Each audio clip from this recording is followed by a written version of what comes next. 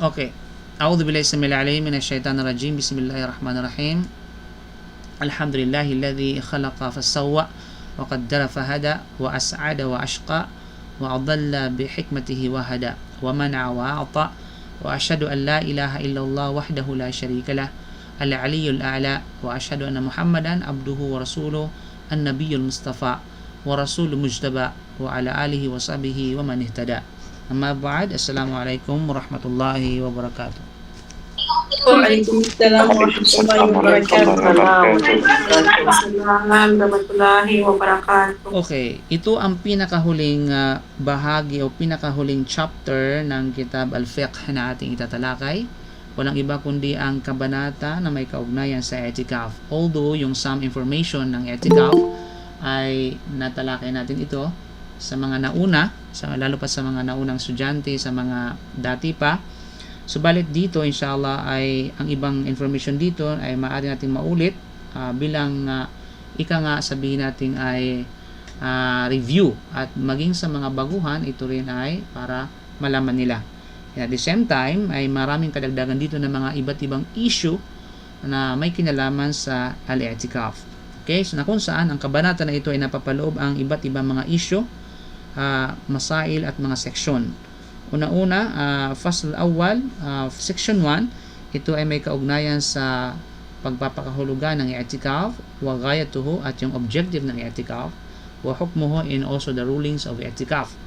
Then section 2, syurutu sihhat al-i'tikaf, condition para maging valid ang i'tikaf. Ano ba yung mga condition para maging balido ang i'tikaf? Then section number 3, ma yufsidul i'tikaf wa ma la yufsiduhu. Ano ba ang mga nakakasira ng i'tikaf at ano yung mga hindi nakakasira ng i'tikaf?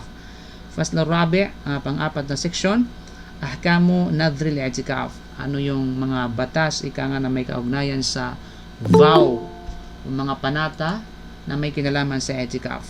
Then fasl khamis, pang-limang section, qada'ul i'tikaf, ang pagkakaba ng i'tikaf, kung ito ba ay merong qada o wala, at kung kailan ikakada ang i'tikaf. And also we have last section, ma yundabu lil mu'takif fi'lu, at ano yung mga inirekomenda at sunna para sa isang i'tikaf na isasagawa niya habang isinasagawa niya ang i'tikaf. Okay, so inshallah, na of course dadako tayo ngayon sa unang section na may kaugnayan sa ta'riful i'tikaf, mga pagpapakahulugan, definition ng i'tikaf, wa ghayatu, objective of i'tikaf, and the rulings of i'tikaf. Okay, una, ta'riful i'tikaf. How do we define i'tikaf?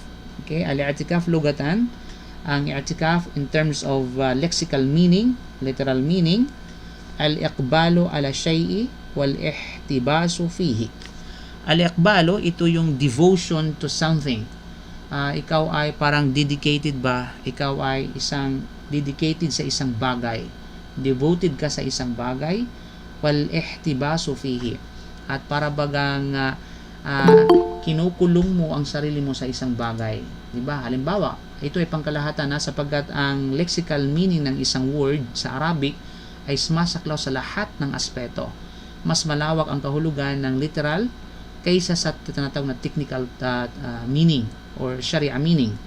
Na kung kaya pag literal meaning yung i'tikaf, halimbawa ikinukulong mo ang isang bagay, ikinukulong mo ang sarili mo, halimbawa sa pagmamahal mo sa isang tao, nag-i'tikaf ka, kapatid.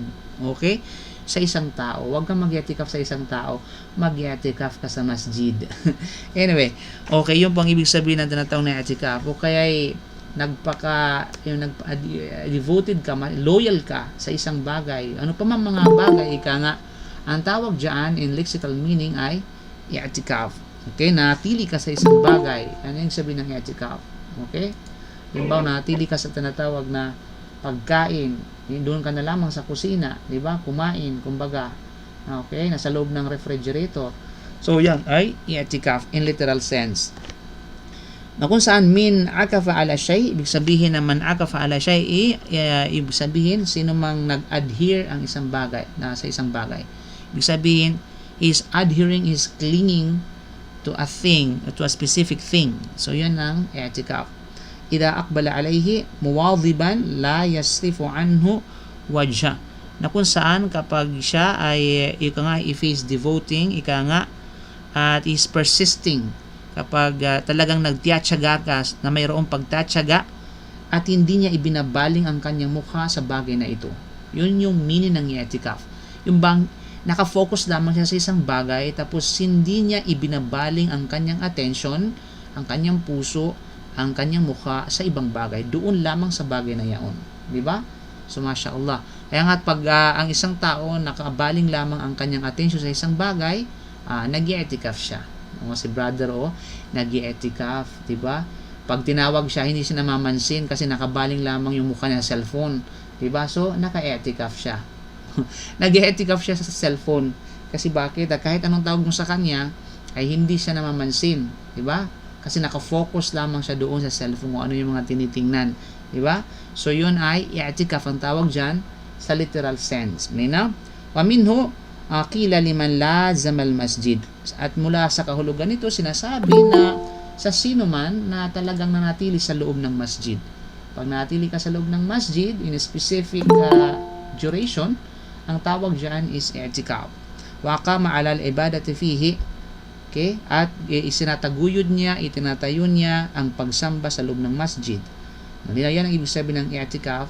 Akifun wa mu'takifun. Na siya ay, ang sabihin is clinging doon, and at the same time he's tinatawag na dwelling or lodging doon, nanatili siya doon. You know? Yan ang ibig sabihin ng i'tikaf in literal sense, by the way. Of course, hindi yan ang gusto natin. Ang gusto natin ay walang iba kundi yung tinatawag na istilahan, technical meaning ng i'tikaf. Wal iqamatu fil masjidi biniyati taqarrub ila Allah azza wa jal. Ito ay ang pananatili daw, pagstay sa loob ng masjid na mayroong layunin na pagpapalapit sa Allah subhanahu wa ta'ala. So that is the most important thing. Meron kang layunin na pagpapalapit. Kasi hindi lahat na nagstay sa masjid, ito ang layunin nila. Na sila ay gagawa ng mga bagay o gawain na nagpapalapit sa kanila sa Allah subhanahu wa ta'ala. Laylan kana o naharan. Gabi man ito or araw. Okay?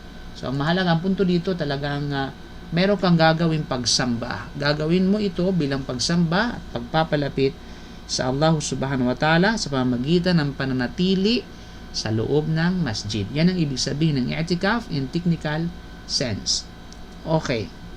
Of course, sa pangalawang section na ghayatul i'tikaf, ano ba ang objective ng i'tikaf? Okay, ano ba ang objective? Bakit kinakailangan ng i'tikaf? Maraming mga ikino-consider ang mga ulama, ipinapaliwanag ang mga ulama, suggestion ng mga ulama hinggil sa bagay na ito. I'tikafi ghayatun minha, para sa i'tikaf ay mayroong mga objective at kabilang narito. Una, uqufu al-qalbi ala ta'atillahi ta'ala. Uqufil qalbi, ibig sabihin ito yung tinatawag na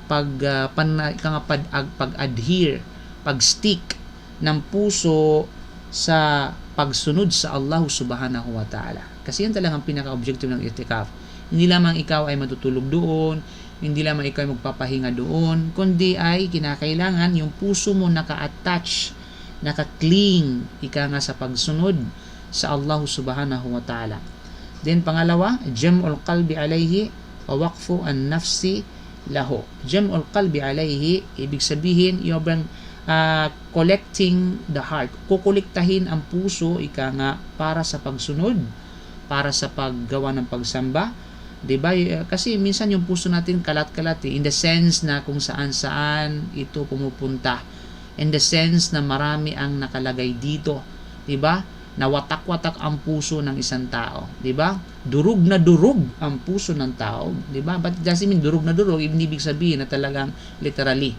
Pag sinabing durug na durug, ibig sabihin talagang talagang broken-hearted ang puso ng tao at iba pa, diba? Broken-hearted siya, diba? Kasi bakit kung ano-ano inilalagay dyan sa puso na yan. Kaya naman, in order to collect at para maging mabuo muli, din gawin mo yung i'tikaf kasi yun ang objective ng i'tikaf is to collect the heart, para sambahin ng Allah subhanahu wa ta'ala. Wa waqfun nafsi lahu, at yung bang ititigil mo sa anumang gawain ang sarili mo para lamang sa pagsunod sa Allah subhanahu wa ta'ala. Di ba wala ka na bang gagawin? Yung bang hindi abala ang sarili mo sa anumang iniisip, sa anumang yung bang pagiging abala sa makamundong bagay, talagang para lamang talaga sa pagsunod sa Allah kapag gumawa ka ng i'tikaf. Diba? Kaya nga hindi pwede mag-i'tikaf ka tapos habang nag-i'tikaf ka kung ano yung binobrowse mo sa tinatawag na Facebook o sa social media, tapos nakikipag-chismisan ka directly o indirect, ika nga virtual chismis, di ba? Ano man katulad nito, subhanallah, di ba? Virtual chit-chat, ika nga na hindi naman kailangan habang nag-i'tikaf ka. So ito yung nakakapawalang bisa ng i'tikaf. You know? Lalo pa uso ngayon, sa panahon ngayon, yung tinatawag na virtual. Then pangatlo, al-khalwatu bihi subhana. Yung bang ngayon nga, al-khalwa, ang ibig sabihin ng khalwa, yung bang tinatawag na, yung bang you in Allah subhanahu wa ta'ala lamang, ika nga, doon sa lugar na yaon. Diba? Para bang walang ibang nakahalo na anuman, ika nga, kundi ikaw at ang Allah subhanahu wa ta'ala. Yan ibig sabihin ng khalwa bihi subhanahu wa ta'ala.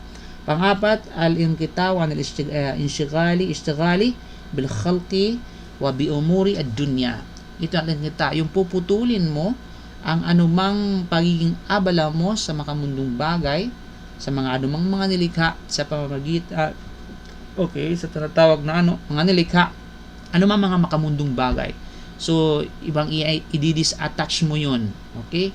I-detach mo yun, okay? Bisa pa talagang puputulin mo yung pagiging abala mo, isipan mo man, physical, ika nga, mula sa dunya, mula sa anumang mga nilikha, para lamang sa Allah subhanahu wa ta'ala. So those are the objective of i'tikaf. And all of us, lahat tayo ay batinan natin yan. Pangatlong section mga kapatid ay hukmul i'tikaf. Ano ang batas ng i'tikaf? Al-i'tikafu sunnatun rijali wan nisa. Ang pagsasagawa ng i'tikaf, ito ay sunnah. Ito ay sabihin natin legislated in according sa pamaraan ni Propeta Muhammad sallam para sa mga kalalakihan at para sa mga kababaihan. Okay, wahada bi ittifaqil madhhab al-fiqhi al-arba'a, at ito ay alinsunod sa apat na madhab. So merong putol dito, qad tumna'u al-mar'atu min al-i'tikafi fil masjid idha lam yakun fihi makanun tastatiru fihi. Maaaring mapagbawalan ang babae mula sa pagsasagawa ng i'tikaf sa loob ng masjid kapag doon sa loob ng masjid ay walang available na bagay na magsisilbing harang sa kanila. You know? Halimbawa, open yung masjid, walang pangbabae, di ba? Walang room ng pambabae, walang padir, walang kortina o namang katulad nito na maaaring harang sa partition sa pagitan ng lalaki at sa kanang babae. So bawal, kapag ganito ang nature ng masjid, ay bawal na magsagawa ng i'tikaf ang babae sa loob ng masjid. Aw khifatil fitnatu alayha min al-fasqa, o di naman kaya meron nga na mga harang, meron, subalit ay hindi naman sabihin natin ay ligtas sa fitna, di ba? Pinangangambahan dito ang fitna na maaring mangyari, di ba? Sa sino man, babae man o sa tinatawag na lalaki. Maaring mahulog sa tinatawag na krimen or immoral o anumang katulad nito. Falman'u huna innama huwa linadri syari' ila siyanat al-mar'a. Bakit ito ipinagbabawal? Hindi dahil sa ibang bagay, kundi bawal ito dahil tinitingnan, okay? Tinitingnan dito, isinaalang-alang dito ng Sharia ang pangangalaga sa kababaihan. Hindi ibig sabihin na bawal sa kanila, la ila alas li hukum al-i'tikaf. Hindi dahil doon sa punto ng original, ika nga na hukom ng i'tikaf. Bagkos sa punto bilang pangalaga sa mga kababaihan. Kaya bawal. So alam natin na Sharia, diba, kapag ang isang bagay nagdudulot ng kapahamakan o fitna para sa isang tao, ipinagbabawal sa kanya ang i'tikaf. Ang tawag diyan is saddu dhari'ah. Okay? Saddu ad-dhari'ah. Ito yung isa sa mga pamantayan ng pangahatol sa Islam. Saddu ad-dhari'atu. Okay? Ang saddu ad-dhari'ah, it's a law, ika nga, isa sa mga principle ng Islam, na anumang bagay na hindi pa nangyari, na kapag ito ay ginawa, okay, subalit maaaring mag-cause ng trouble, maaaring mag-cause ng kapahamakan, ng darar, maaaring mag-cause ng kapinsalaan o magbunga ng tinatawag na fitna, then isinasarado na ng Islam. Kaya nga, tulad na anong dalil ng sadad dhari'ah, sinabi ng sa aya mismo, sinabi ng Allah, wala taqrabuz zina, at huwag kayong lumapit sa pangalunya. So paglapit sa pangalunya, kaya naman batay dito na anuman ang sabihin natin na anumang gawain sa pagitan ng lalaki at saka ng babae na hindi nasabihin at maaring humantong sa sexual intercourse o maaring humantong sa tinatawag na zina ay pinagbabawal. Because of this, saddad dhari'ah. Kaya nga sabi ng Allah, huwag kayong lumapit. Hindi sabi, huwag kayong mangalunya. Kasi kung pag sinabi ng Allah na huwag kayong mangalunya, pwede palang mag-date. Pwede palang magsabihin natin, hawak-hawak kamay, di ba? Beso-beso, okay, mga sisi, mga ganun ba? Di ba? So, beso-beso ang brother kay sister. Kasi nga, ang sanabi ng Allah, wala taznu, huwag kayong mangalunya. So, ibig sabihin pala, pwede ka magbeso-beso sa mga sister, pwede ka halikan ng kamay ang sister, mahalikan yung noon niya. Diba? At least wala namang nangyaring tinatawag na sexual intercourse. So, diba? So, ang Quran is very eloquent ang Quran. Kaya sabi ng Quran, wala taqrabu, huwag kayong lumapit. So, anumang indikasyon ng pagpapalapit sa pangalan niya, ipinagbabawal ng Sharia. And that is saddu dhari'ah. Okay? Yan ay tinatawag na saddu adh-dhari'ah. Of course, nakasaad dito, mayroong footnote dito, batay sa tinatawag na, ayun nga, illa anna i'tikaf al-mar'a fi masjid baytiha, maliban daw na ang pag-i'tikaf ng isang babae sa loob na sa masjid sa kanyang sa masjid sa loob ng kanyang tahanan. Ano yung masjid ng babae sa loob ng kanyang tahanan? Al-mawdi'u alladhi tusalla fihi salawat al-khamsa min baytiha. Ito yung mga special place or spot sa loob ng kanyang bahay, katulad ng kwarto, halimbawa, private room ng babae, na kung saan isinasakatuparan niya dito ang kanyang 5 beses na pagdarasal. Indal Hanafiya, sa mga Hanafiya. But of course, that is refuted. Okay? Although sinasabi ng mga ulama ng Hanafi scholar na pwedeng mag-i'tikaf ang babae sa loob ng bahay, mga kababaihan, sa kanilang mga kwarto, but it is refuted sapagkat wala itong tinatawag na dalil sa banal na Quran at maging sa tinatawag na hadith. Although yung kanilang interpretation ng masjid doon sa wa antum aakifuna fil masajid, at kayo ay mag-i'tikaf sa masajid, ang tinutukoy na masjid dito, masajid nila sa mga Hanafi scholar, ay pangkalahatan sapagkat anong dalil na ang masjid bilang kahulugan ika nga ay pangkalahatan, na ito'y tumutukoy din ang masjid sa lupa, kahit anong lupa ay matuturang na masjid, kahit saan kalupaan, kahit pa sa labas mismo ng kilalang masjid, matatawag na masjid. Ay mismo sa hadith sallam, waju'ilat liyal ardu masjidaw tahura. Diba? At ginawa sa akin at para sa aking umma at para sa akin ang ard, ang kalupaan bilang masjid. Okay? Bilang tinatawag na masjid. So ibig sabihin lahat ng kalupaan ay may tuturing na masjid. Kasi yan ang kahulugan ng masjid. Ibig sabihin, yung tinatawag na pangkalahatang kahulugan na walang iba kundi ang kalupaan. At ginagawa din ng kalupaan bilang pamamaraan ng paglinis na tinatawag na tayammum. Kaya sabi ng mga Hanafi scholar na batay sa kahulugan na pangkalahatang masjid, pwede ang babae mag-i'tikaf sa loob ng kanyang tinatawag na bahay, sa kanyang silid, sapagkat masjid niya yun.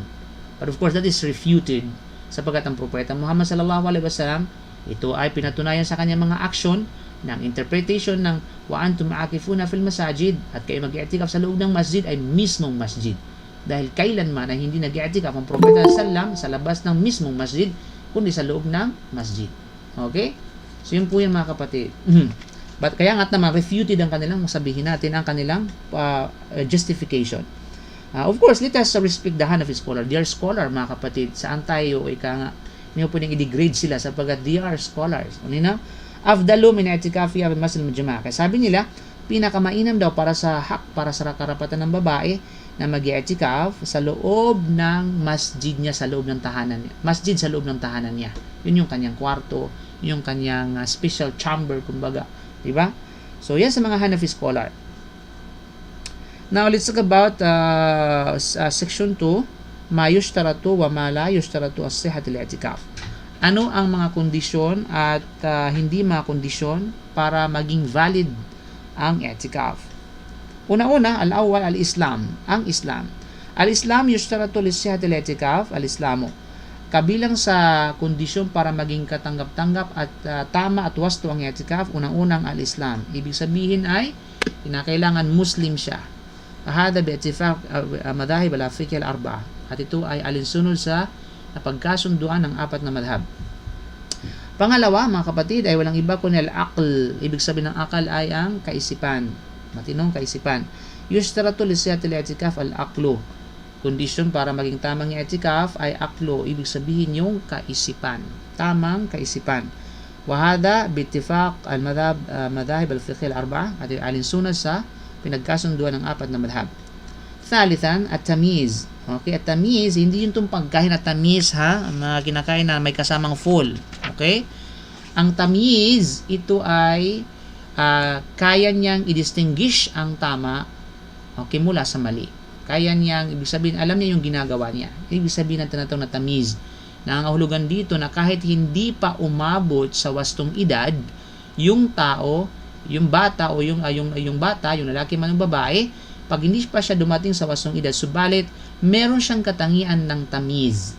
Ang tamiz ay meron siyang katangian na kaya na i-distinguish ang tama sa kamali o alam niya ang kanyang ginagawa. At yushtaratu li sihatil i'tikaf at-tamiz. Kaya ginawang kondisyon para maging katanggap-tanggap ang i'tikaf ng isang bata kapag siya ay nasa kanya yung katangian ng tamiz. Okay? Hindi tamis. Tamiz. Kasi iba yung tamiz yung masarap yun tuwing umaga. Wahada bittifaqil madahib al-fiqhiyya al-arba'a at ito ay alinsunod sa tinatawag na pinagkasunduan ng mga ulama. Yes, mainit na masarap lang talaga pag mainit-init pa yan. Tamiz. Okay, so pagkain natin ng Pakistani or Pakistan. Then, rabi'an ay an-niyya. Ay walang iba kundi ang intensyon. Yushtaratu li sihatil i'tikaf an-niyya. Ibig sabihin ay ginawang kondisyon upang maging tanggap ang i'tikaf, walang iba kundi ang intensyon. Naqal al-ijma' ala dhalik at ito ay consensus of the scholar and it was transmitted by Ibn Rushd, Ibn Juzay at iba pa mga scholar.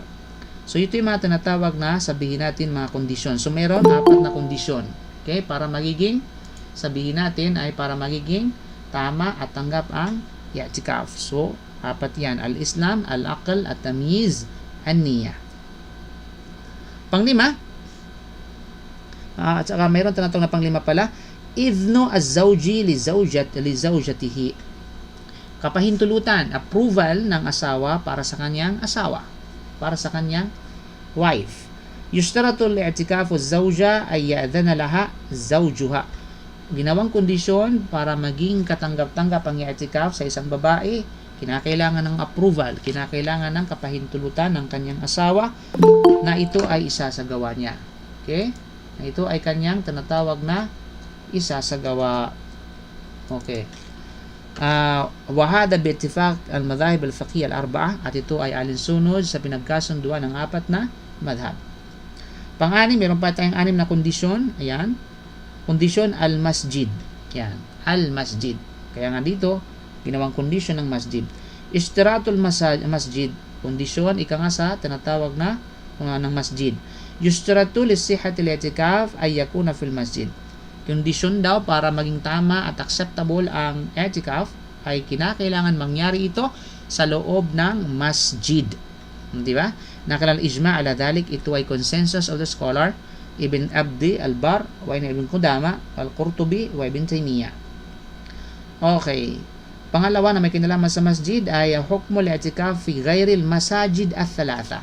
Batas ng i'tikaf, batas sa pagsasagawa ng i'tikaf sa mga masjid na bukod doon sa 3 masjid. Okay? Bukod sa 3 masjid. Anong tinutukoy sa 3 masjid? Yung Masjid al-Haram, Masjid al-Nabawi at saka Masjid al-Aqsa. So, la yushtaratu ay yakuna al-i'tikafu fi masajid thalatha. Hindi daw ginawang kondisyon na isa sa katuparan ang i'tikaf o magkakaroon ng i'tikaf, gagawin mong i'tikaf sa mga masjid, sa mga 3 masjid. Ito yung 3 masjid, Masjid al-Haram, Masjid al-Nabawi, Masjid al-Aqsa. Ibig sabihin, hindi kondisyon na kinakailangan mag-i'tikaf ka lamang sa mga masjid na ito, kundi sa lahat ng masjid. Wa hadha bi ittifaq al-madahib al-fiqhiyya al-arba'a, at ito ay alinsunod sa pinagkasunduan ng 4 na madhab. Then pangatlo na may kinalaman sa masjid, yan, dawabit al-masjid alladhi yasihu fihi al-i'tikaf. Ano yung mga pamantayan ng masjid na kung saan ay katanggap-tanggap ang i'tikaf sa kapag dito isinasagawa. Okay, una, In kana yatakhallalu al-i'tikafa salatu jama'atin fayushtaratu lis-sihhati ay yakuna fi masjidi jama'atin. Kung ang kapag ang i'tikaf daw ay nakapaghihiwalay sa tinatawag na pagsagawa ng salatul jama'a. Ibig sabihin dito, kapag ang masjid na yaon o musalla na doon ay hindi isinasakatuparan ang sabihin natin ng jama'a, ang congregational prayer. Subalit kinakailangan mong lumabas ng masjid para pumunta sa kabilang masjid na doon isinasakatuparan ng congregational prayer. Kapag ganito ang nangyari, fayushtaratu, magiging kondisyon para maging tanggap ang i'tikaf ay yakuna fi masjid jama'atin. Kinakailangan isakatuparan ito doon sa masjid na nandoon isinasakatuparan ang congregational prayer. Okay? Wa huwa qaulul Hanafiyya. Ito yung opinion ng mga Hanafiyya scholar, Hanabila scholar, ikhtarahu Ibn Baz at saka Ibn Uthaymin rahimahullah. Ito yung piniling opinion ni Sheikh bin Baz at saka ni Sheikh Uthaymin rahimahullah.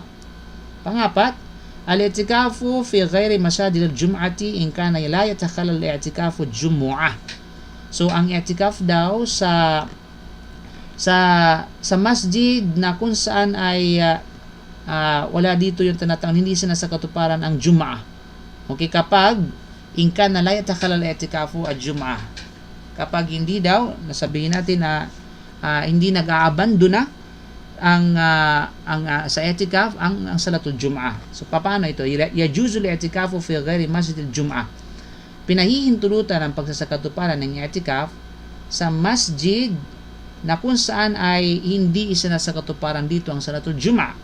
Okay, subalit ang mga congregational prayer na iba na isakatuparan. Kasi meron tayong dito, halimbawa Saudi Arabia, meron tayong na Masjid Jami'. Kahit sa mga Islamic country katulad ng Dubai at iba pa, meron tinatawag na Masjid Jami'. Ang Masjid Jami', ang ibig sabihin nun, yun yung masjid na isinasakatuparan dito ang salatul Jum'ah. Okay? So in kana la yatakhalal i'tikafu Jum'atu biittifaqi madhhab fiqhi al-arba'a. Kaya nga kapag yun nga ay hindi mag-iiwan nga sa isang tao ang pagsasagawa ng tinatawag na Jum'ah habang isinasagawa niya yung tinatawag na i'tikaf. So merong footnote dito. And al-Malikiyya, sa mga Malikiyya daw, annahu idha nawa muddatan yata'ayyan alayhi ityanul jum'ati. Ibig sabihin kapag siya'y nagkaroon ng layunin na specific na duration ng kanyang i'tikaf na siya ay ityanul jum'ati fi ithnaiha fayata'ayyanul jami'u. Kaya ang gagawin niya ay so siya'y pupunta nga doon sa masjid na isinasakatuparan ng salatul jum'ah habang isinasagawa niya ang kanyang i'tikaf doon sa ibang tinatawag na masjid. Kaya naman ay siya ay mag-locate ng tinatawag magtukoy ng Masjid Jami' which is ang Grand Mosque. Wa inda Shafi'iyya, sa mga Shafi'iyya naman scholar, yajibul jami'u lil i'tikafu fihi. Sabi niya sa mga Shafi'i scholar, kinakailangan obligado na ang isa sa katuparan ng i'tikaf ay mismo sa Masjid Jami', sa congregational sabihin sa Grand Mosque na nandoon itinataguyod ang salatul Jum'ah. In nadara muddatan mutataba'a fiha yawmul Jum'ati wa kana mimman talzimul Jum'ah wa lam yusrat al-khuruju laha. Subalit kapag inadara, kapag siya nag-vow, nagpanata siya ng sabihin natin ng sunod-sunod na sabihin natin mutatabi'a, which is succession nga na duration ng kanyang i'tikaf fiha yawmul Jum'ah, at doon halimbawa ilang days siya, halimbawa mga sabihin natin 7 days, at doon sa loob ng 7 days andun yung Friday na layunin niya sa pagsagawa ng i'tikaf, panatilan ng i'tikaf, na kung saan wain ka na mimman talzimul Jum'ah, kahit pa nga ay of course, siya ay kabilang mula doon sa inobliga sa kanyang Jum'ah. Halimbawa, hindi siya traveler. Walang yashtarit al-khuruj laha, at hindi kondisyon para sa kanya na tinatawag na lumabas mula rito. Okay, so ang punta dito sa mga Hanafiyya, kapag nangyari ito sa kanila, halimbawa, hindi siya traveler, at the same time ay meron siyang layunin nga na sunod-sunod na araw ng kanyang sabihin natin ng i'tikaf, na nagpanata siya at napapaloob dito yung tinatawag na Jum'ah, yung kinakailangan ay nasa Masjid Jami' o sabihin natin Grand Mosque siya magdarasal. Anyway, yan ay tafsil ng mga scholar pagdating sa mga bagay na ito. Ala kulli hal, yung bagay na ito pag halimbawa kapag nagsagawa siya ng i'tikaf doon sa mga masjid na hindi Grand Mosque.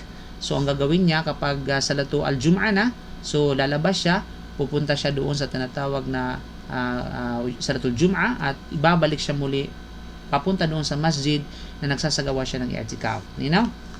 So parang walang hirap sa kanya, doon na lang siya mag-i'tikaf. Bakit doon pa? Malay mo, namanata siya doon sa masjid na yon. Anyway, siguro ay ito yung panghuli mga kapatid. Panglima, al-i'tikafu fi ghairi al-jami' in kana yatakhalalu i'tikafuhu yawma jum'atin.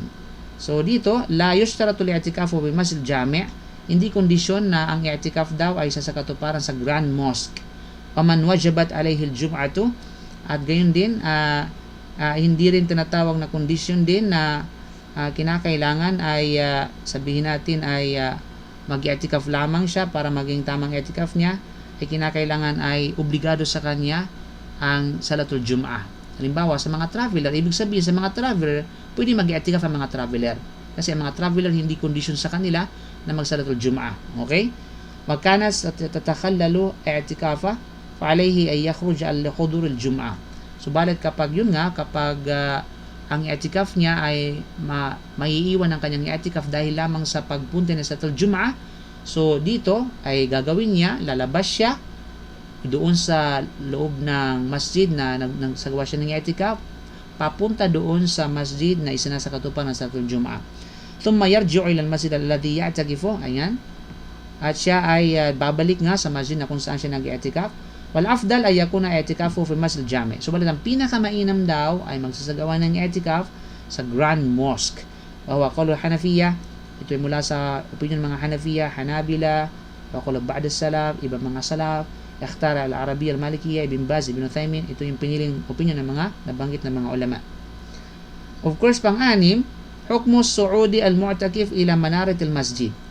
Ano daw yung hatol kapag ang isang nagsagawa ng i'tikaf ay aakyat siya papunto doon sa minaret. Minaret, may mga masjid, may mga minaret. Halimbawa, pag mu'takif ka, pupunta ka doon mismo sa minaret sa taas, aakyat ka. Yajuzu al-mu'takif as-su'udu ila manarat al-masjid. Pinahihintulutan para sa isang nag-i'tikaf ng pag-akyat papunta doon sa minaret. Okay, sa taas ang minaret. In kana fil masjid, kung ang minaret ay nasa loob ng masjid. Okay, or naka-attach sa tinatawag na mismong masjid. Kasi may mga minaret na, diba, hiwalay sila mismo doon sa masjid. O babuha fihi, o kaya nandoon yung tinatawag na pintuan niya mismo sa minaret na at nasa loob ng masjid. Wa i'tikafu sahi, at kapag siya nag-i'tikaf, kahit pa siya nag-i'tikaf doon sa minaret, so long na siya bahagi ng masjid at loob ng masjid, ang kanyang i'tikaf ay sahih.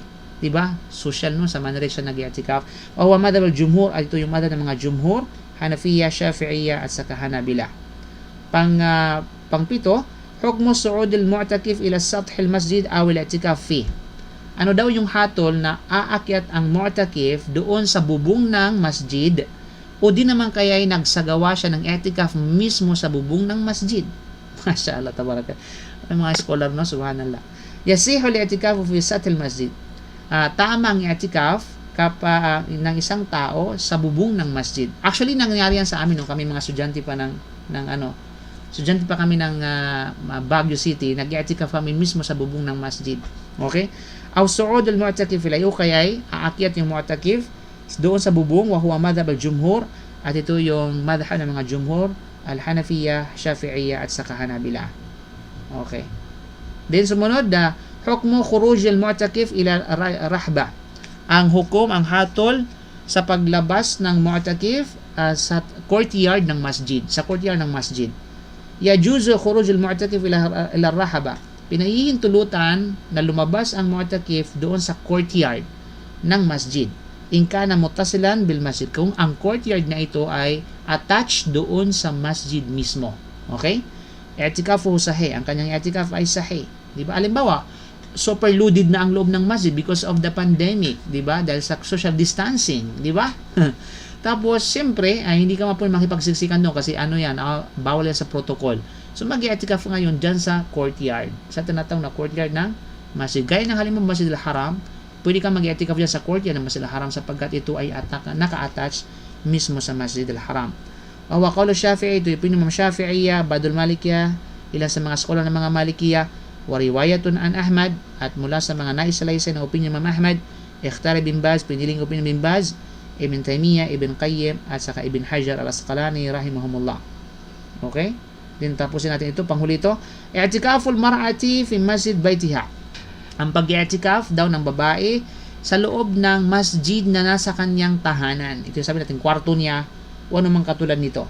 La yasihu al-i'tikaful mar'ati fi masjid baitiha. Hindi tama at hindi tanggap ang i'tikaf ng isang babae sa loob ng masjid ng kanyang bahay. Sabihin, yung masjid sa loob ng bahay, yung kwarto niya at iba pa. Wa madhab al-jumhur. At ito yung opinion ng mga jumhurul ulama mula sa Malikiyya, Shafi'iyya at sa Hanabila. Kasi sa mga Hanafiya, ito ay pinahintulutan sa kanila at ito ay tanggap ayon sa kanila. Subalit ito ay refuted at hindi katanggap-tanggap. Okay? So, dyan po nagtatapos ang ating fiqh, sabi natin siyam. Barakallahu fiqh, jazakallahu khair. Assalamualaikum warahmatullahi wabarakatuh.